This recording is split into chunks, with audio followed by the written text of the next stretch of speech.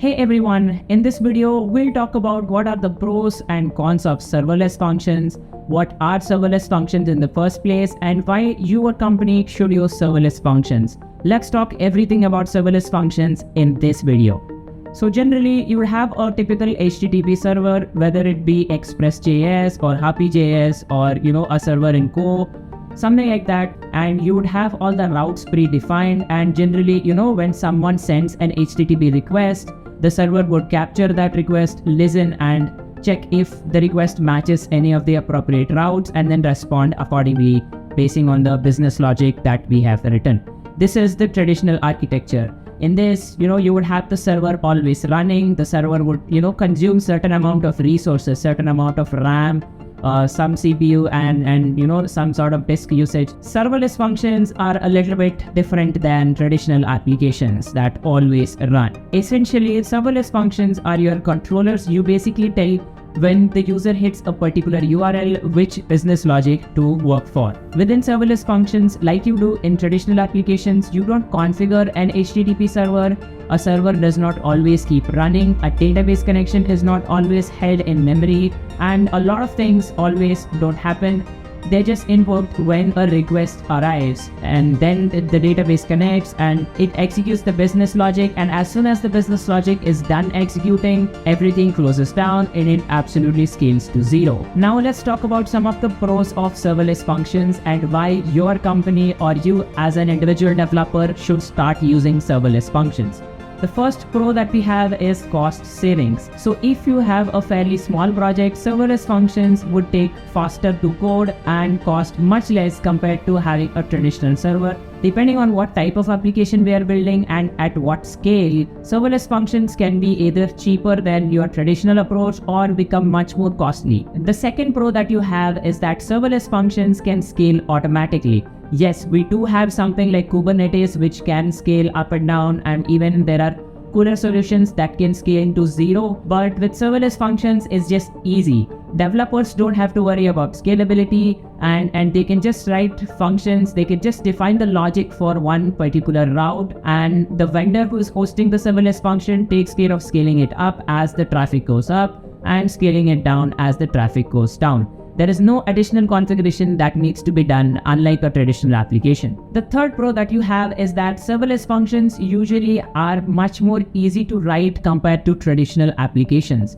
Because in traditional applications, developers would often worry about the server itself, additional things like costs and load balancing and many other things. Whereas in serverless functions, most of it is managed by the hosting vendor that's actually running the serverless function. All developers have to care about is just the business logic. And one more big difference is that in traditional applications where a developer usually will care about multiple API routes at the same time, serverless function development approach often focuses the developer in one particular API route, making it much easier, even if we have a big code base. Like I said, because ultimately serverless functions come with more functionality and less code, inherently there will be less bugs. At least you would totally avoid any bugs that are caused by the server configuration itself. One thing to keep in note is that many serverless vendors run several serverless functions, even from different organizations in a same shared environment. So if security is the top concern, traditional approaches might give better security options. One more pro that you have when you opt into serverless architecture is that they are more resilient than traditional applications. Let's suppose there is a crashing bug in one of your application routes. In traditional architecture, it would take down the entire server until another process basically restarts the server.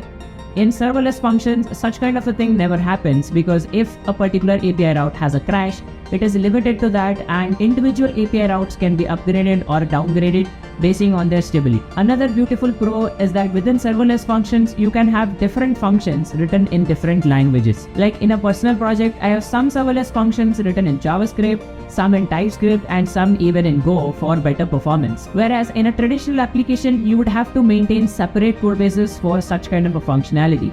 Alright, enough of pros of serverless functions. Not everything is gold with serverless functions. Why do you migrate traditional applications to serverless functions? These are some of the cons that you need to take care of so that you don't pitfall. The biggest con with serverless functions is something called cold start. Like I said, serverless functions don't always run like traditional applications. which means the API routes and the controllers that we have defined in a traditional web application server, which are already loaded into the memory ready to be served immediately as soon as a request arrives. Serverless functions don't work like that. Once a request comes, there is a delay of approximately 5 to 10 milliseconds or even up to a second depending on the vendor that you have gone with and the database connection time that it takes for each single request. Although cold start time can be optimized by using several techniques, and a lot of vendors actually load the frequently used serverless functions into their RAM memory so they are as fast as possible. Another thing that we need to take care of is that serverless functions are stateless, which means because traditional applications run under the same process, they share the same memory and resources. But something like this is not possible in serverless functions. They are stateless, meaning once their execution is finished, the memory that they were using, the disk that they were using, and the resources that they were using is released back. So trying to save something in memory for a temporary purpose or to be accessed by another serverless function is basically not possible. You can use something like Redis to store such kind of a temporary data which can be accessed by another serverless function, but it is not as easy as implementing it in a traditional application. Another big limitation of serverless functions is that they can't be run for long periods of time. Serverless functions are good if you run them up to 10 seconds, and even some vendors allow up to 60 seconds. But longer serverless functions start getting into problems, whereas in traditional applications you could run the controller indefinitely as long as you are responding with an appropriate protocol like server-sent events or WebSockets. Since I've talked about server-sent events and WebSockets, serverless functions are not really the best friend of real-time technologies. Because serverless functions cannot be kept open for long periods of time, something like WebSockets or server-sent events requires using a third-party service which actually handles the message publishing and queuing is required, which can add up to additional costs and programming complexity.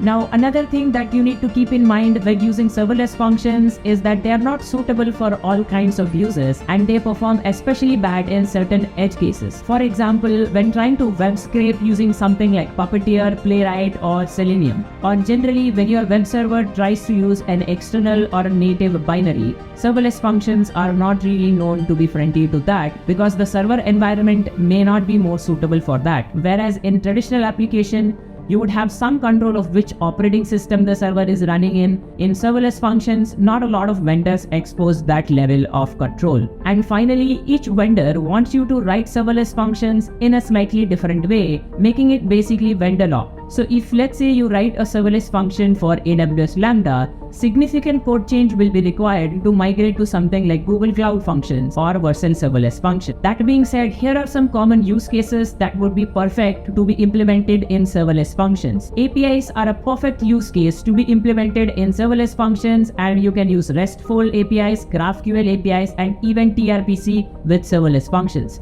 Web-based cron jobs, webhooks, and any event-driven business logic is also a good use case for using serverless functions. This is my first video on this YouTube channel where I am talking to you face to face. So I might not feel the most comfortable here and there, but I'm definitely looking forward to improve and bring more such content. This channel is all about making you a better developer. So if you are a developer, subscribe to this channel for more videos like this. Thank you.